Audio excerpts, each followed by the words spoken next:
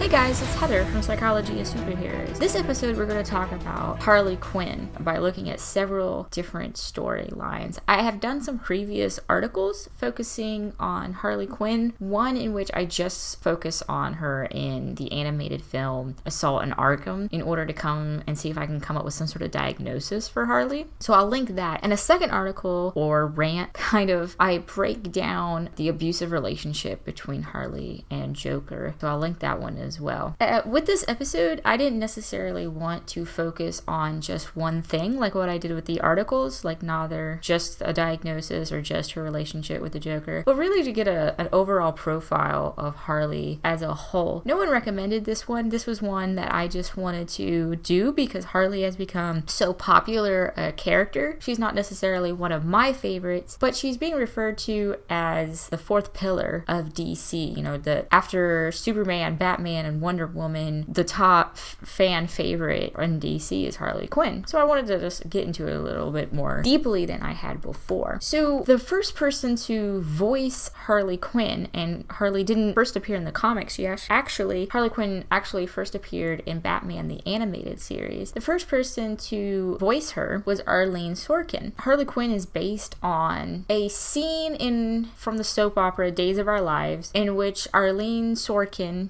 dressed up like a clown. So Harley is based on Arlene's character, the clown, the dressed up like a clown, not Arlene herself. Like, I think there's some rumors that Harley Quinn's creator, Paul Dini, based Harley specifically on Arlene, but she was actually based on this character from a Days of Our Lives scene. Arlene Sorkin was college friends with Paul Dini. They worked together on Batman the Animated Series, and she also appears as, I guess, a character, or she appears in the graphic memoir Dark Knight, A True Batman Story. And it's about Paul Dini's trauma recovery and his mental health during a period of his time. But Harley Quinn's first ever appearance is in Batman the Animated Series episode Joker's Favor. I think it's from season 1, episode 22. And in this episode, she doesn't play a major part of the plot. She doesn't have a backstory. You don't even know definitely just from this episode that she and the Joker are together. You get that she's one of the Joker's henchmen or a lackey, but not necessarily that that's his girlfriend or something. In this episode, she's seen in her Harley Quinn jester costume, but when she's out of the costume, she doesn't have like a white face like how the Joker does, or how you might see her in the Suicide Squad or whatever. Her white face when she's in the jester outfit is part of her costume, and outside the costume, she has her normal skin tone. At one point in this episode, and she's not a major part of the plot really, she's just kind of there, but in one part of the episode, she tries to trick Batman to make him think that she's actually more innocent than what she is, but of course he doesn't buy it, and he handcuffs her to something. And at that point, she says beauty school's starting to look pretty good right about now. So if you know anything about Harley Quinn, she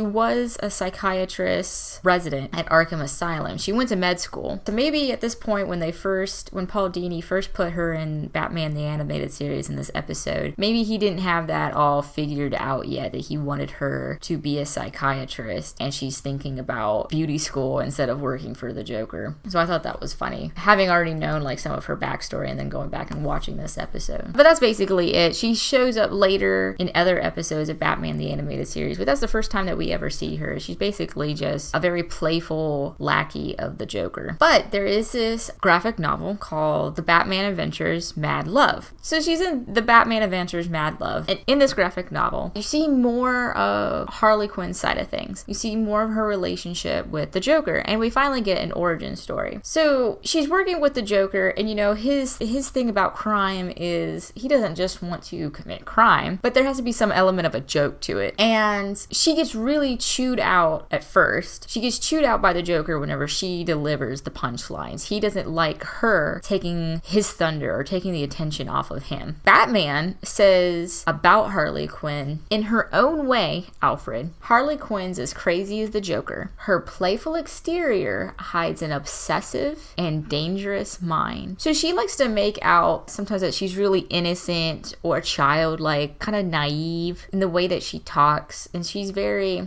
playful and very bouncy. But Batman makes the point, this is all just a facade, that she's really, he says, obsessive and dangerous. So we finally get her origin story in the Batman Adventures Mad Love. So Harley was originally, she was a gymnast in school, and she used, an element of seduction in order to earn good grades. Alfred calls her an annoying pop psychologist with her own line of self-help books. So she's not really into psychology for the academia of it. I think maybe in this story anyway, she was into psychology more for getting published, making money off of it, being popular, or getting famous. So she goes through med school. And see, the thing here, Alfred refers to her as a psychologist, but she actually goes through med school, which means that she would be a psychiatrist. So the difference between a psychiatrist and a psychologist is a psychiatrist goes through med school, specializes in psychiatry, and they're able to prescribe medicine, that sort of thing. They also do therapy, but their big thing is that they're medical doctors. They have an MD, and they can prescribe medicine. A psychologist is a doctor, someone who either has a PhD or a PsyD, a doctorate of psychology, but they didn't go through med school, and they're not able, just with that level of training, to prescribe medicine. So anyways, now that we got that cleared, and Alfred made a little mistake there, she is a psychiatrist, and she started interning at Arkham Asylum. And she says, "I've always had an attraction for extreme personalities. They're more exciting, more challenging. You can't deny there's an element of glamour to these super criminals." So she convinces her supervisor to let her work with the Joker, which really is a big mistake on the supervisor's part. I mean, if she's just an intern, she hasn't gotten a whole lot of practice yet. There's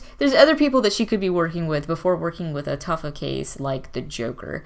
But she starts working with the Joker, and she's wooed by him. She's misled into thinking that she's helping him, and she becomes very emotionally invested in the Joker's story of abuse by his dad. So I'm assuming that she wasn't getting any type of supervision during all of this. Usually, if you're an intern and you're working with clients, you are also being very closely supervised by someone who is licensed, who has more experience, and who can kind of direct you in your cases. It doesn't seem like she was getting this. And if she was getting this, she was very much ignoring whatever advice her supervisor was giving her. But she becomes very much manipulated, swayed by the Joker's stories, that he was abused as a child, and that's why he wants to be a comedian, why he's so obsessed with these jokes, because the only time that his dad wasn't beating him or something was when, he could make him laugh. So she puts on a costume and breaks Joker out of Arkham. So she puts on that Harley Quinn Jester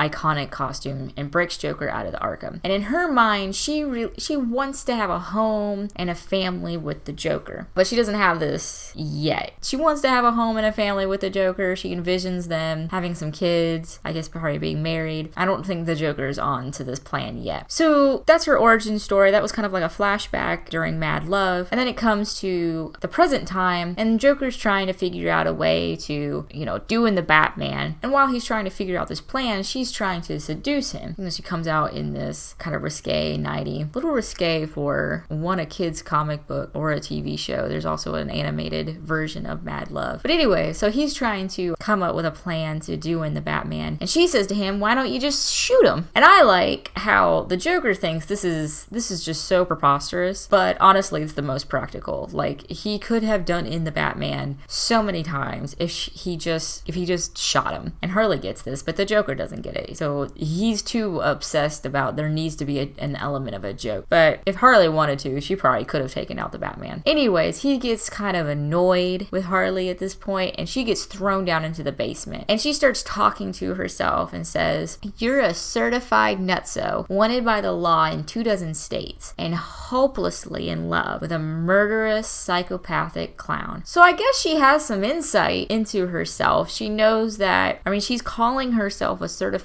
nutso, aside from, she's dressing up in a costume. That doesn't really make her nuts. That's an insensitive way of saying it. Just because she's dressing up in a costume doesn't necessarily mean that she's having mental health issues. Obviously, there's this element of criminality that she's chosen to take on that life, but criminality also doesn't equal mental health, or vice versa. And she also realizes that the Joker is murderous and psychopathic. So she has some insight insight into her situation, I guess. But she wrongly blames Batman for everything. She thinks that if she were to take out the Batman, she and the Joker would finally be happy together. She tricks Batman and captures him, which I think is pretty impressive. Like, the Joker hasn't done this. Like I said, if she wanted to, I think Harley could reasonably just take him out. But she tricks him and captures him, and he's hanging upside down, over a tank of deadly piranhas, because of course he's hanging over a tank of deadly piranhas. And he actually, while he's hanging over this tank, Batman confronts her with the reality that the Joker has been lying to her and using her. So, like, she mentions the part about how the Joker had an abusive dad, that he was taken to the circus or some story like that. And Batman was like, yeah, he has a million of those kind of stories. I heard that he was taken to the ice capades. So he confronts her with this evidence that the Joker has been lying to her all along, has just been playing on her emotions. And it's just, at this point, it's too much for her to face. And so she denies the obvious. So she thinks that she's going to please the Joker by capturing the Batman. She thinks that the Joker will finally settle down and marry her now. But in fact, he's actually angry because she's outdone him. He's never captured Batman before. He actually very violently slaps her and tosses her out a window. But she excuses him, and she's lying on the street after being tossed out this window, and she excuses the Joker and says, it's my fault. I didn't get the joke. But then later, she's being wheeled into Arkham, and she has some injuries, obviously, falling out a window or being pushed out a window. But she's a patient now herself at Arkham Asylum. So she used to be an intern, a medical intern at Arkham Asylum. Now she's a patient there. And she says, never again. No more obsession. No more craziness. No more Joker. I finally see that slime for what he really is. But she gets to her cell room and she sees a note from him and she smiles. And that ends Mad Love. But it's kind of funny because she says, I finally see that slime for what he really is. But didn't she already, though she refers to him as a murderous psychopathic clown, she knew that's what he was. What she does deny about the Joker is that he actually doesn't love her. So when she sees this note from him, all of what she was saying about no more Joker, that goes out the window. There's this other graphic novel called Batman Harley Quinn. And in this one, we see Harley Quinn and Poison Ivy first meet. Besides whenever they might have interacted, whenever Harley was a doctor at Arkham Asylum. So through a lot of these stories with Harley Quinn, Poison Ivy is either Harley Quinn's best friend or their relationship grows more romantic. In this story, Batman Harley Quinn, they meet for the first time. So at this point, Harley explains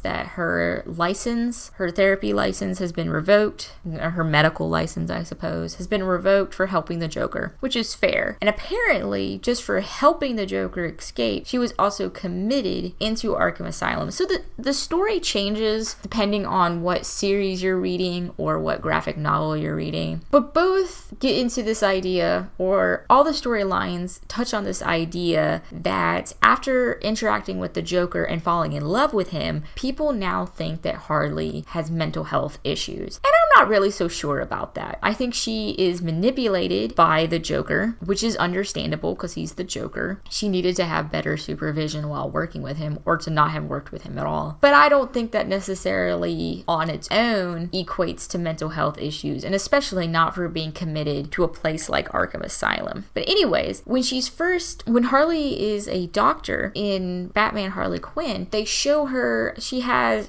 glasses and her hair's pulled back very tightly. She kind of has like a severe bun, a professional bun. But when she changes from being a doctor to a patient in Arkham, her hairstyle changes. And I thought that was kind of interesting. She goes from this professional, very tight bun to childish and a little bit more wild or free pigtails, which she's waiting in the cell for the Joker to eventually help her break out. She has a very inaccurate view of the world. She says at one point she's out of Arkham Asylum. She meets back up with the Joker, and she sets him up a hiding place, and she decorates it and, makes it the Joker's style. And she says that the Joker was raving about the hideout, that he just loved it and was raving about it. But what he actually just said was, it's doable. So she takes reality and then sees what she wants to see out of it. So at one point, Joker tries to kill her off. He doesn't really want her hanging around. She served her purpose while he was in an Arkham Asylum. She helped him escape, but now she's out of Arkham Asylum. He doesn't really want her hanging around, so he tries to kill her off. You can contact me and find articles, podcasts, and videos on psychologyofsuperheroes.tumblr.com. You can also subscribe to this podcast on iTunes, and you can also contact me on Twitter at PsychSuperheroes. Please check out my Patreon page at www.patreon.com/psychologyofsuperheroes. Thanks, guys, and I'll see you next time.